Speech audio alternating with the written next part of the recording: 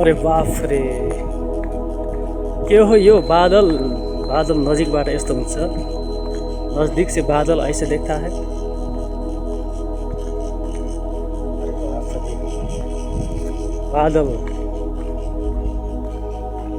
All round cloud, cloudy cloudy cloud.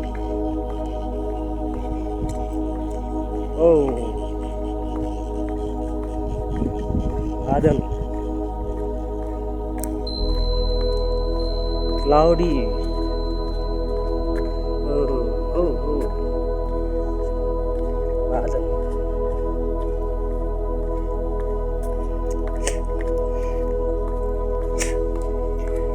नजिकबाट बादल यस्तो देखिन्छ, हाइटमा उचाइमा। यो हो बादल।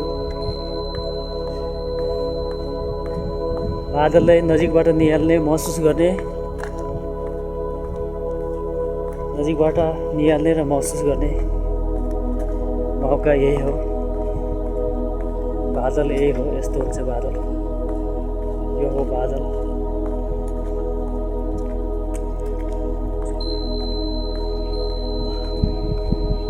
यस्तो छ कुहिरो बादल, कुहिरो भनौँ या बादल भनौँ या के भनौँ, धेरै छ बादलको नामहरू।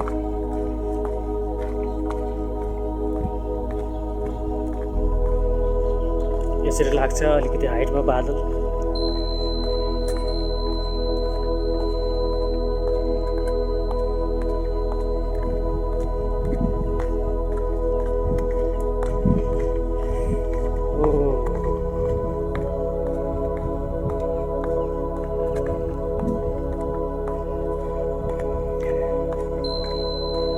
दुई चार दिन पानी परेपछिको बादल, बादलले यसरी ढाकिएको छ, जमिनलाई यसरी घेरिएको छ बादलले। नजिकबाट स्पर्श गरेको महसुस गर्दैछु बादलले। चिसो चिसो शीतको बुँदा बुँदा।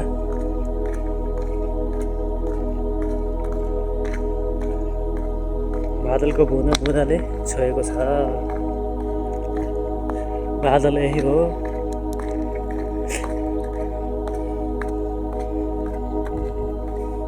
गाउँघरको बाटो र बादल, पहाड, पहाड र बादलको सम्बन्ध आत्मीय र सुमधुर छ।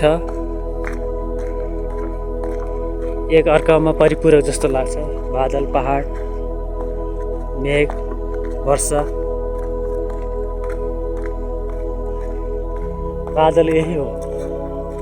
बादल यही हो, नजिकबाट निहाल्नु पर्दा बादलले स्पर्श गर्दैछ हामीलाई, महसुस हुन्छ बादल स्पर्श गरेको।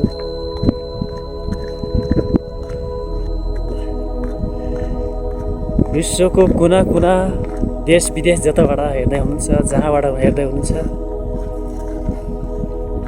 नेपालको आफ्नो माटोको सुगन्ध भनेको माटोकै सुगन्ध हो। आफ्नो देशको सुगन्ध, माटोमा रगतको, आफ्नो रगतको गन्ध आउँछ। जननी जन्मभूमि स्वर्ग दापी गरिएसी भनेको यही हो।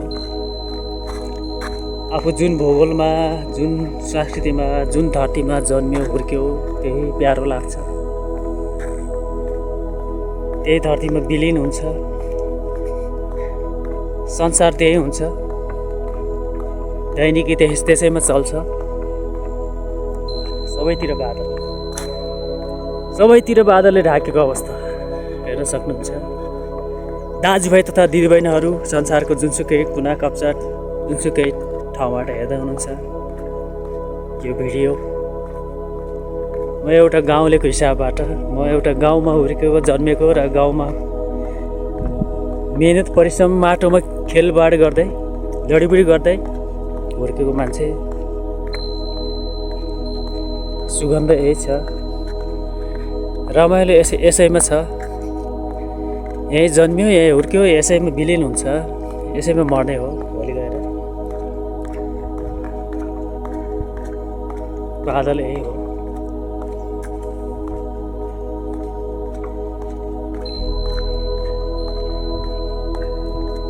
बादलको संसार छ आज।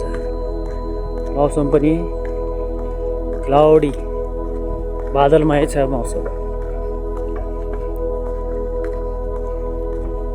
बादलले ढाकिएको छ सबैतिर। के छ कहाँ के हो बादलले केही देखिन्न। ए रोज ऐसे है रुआ रुआ, रोज ऐसे है बादल।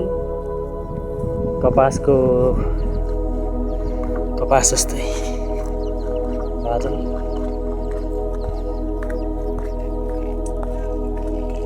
आज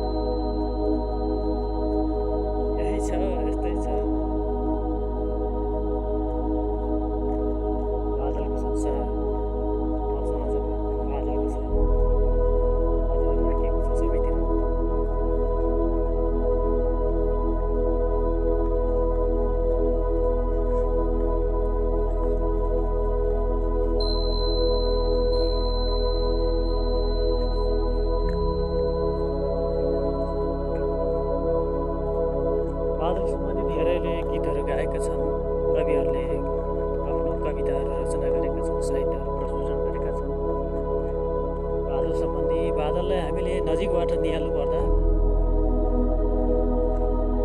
बादललाई नजिकबाट महसुस गर्नुपर्दा बेग्लै आनन्द आउँछ।